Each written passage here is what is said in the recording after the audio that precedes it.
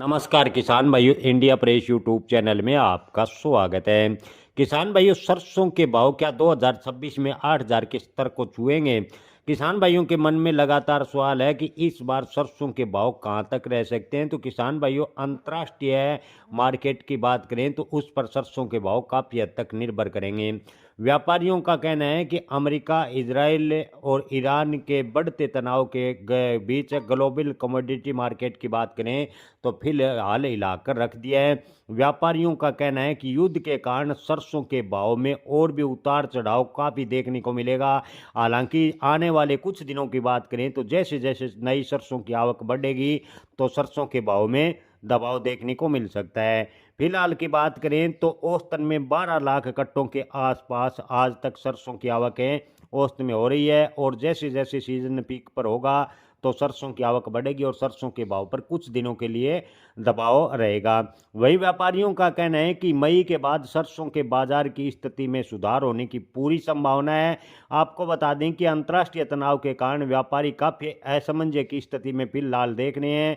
सरकार के पास की बात करें स्टॉक की तो सरकार के पास 1 मार्च 2026 तक है 2 लाख टन पुराना सरसों का स्टॉक मौजूद है। जी हाँ किसान भाइयों, आपको बता दें कि राजस्थान सरकार के पास 1 मार्च 2026 तक करीबन 2 लाख टन सरसों का पुराना स्टॉक मौजूद है।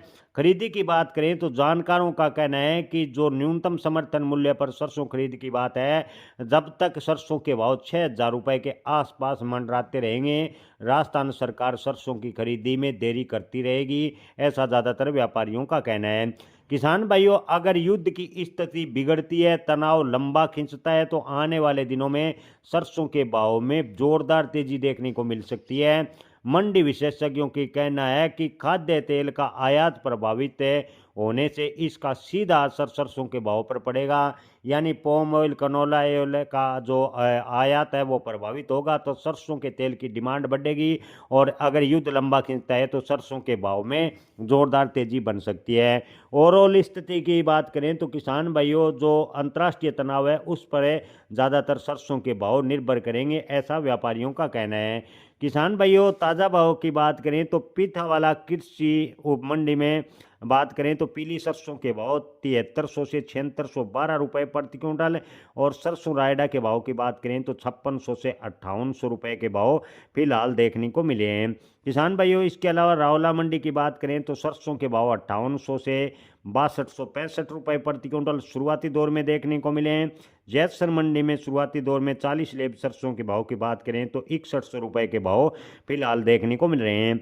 आदमपुर मंडी में सरसों के भाव की बात करें तो शुरुआती दौर में 6375 रुपये के भाव 42 लेब सरसों के फिलहाल देखने को मिले हैं।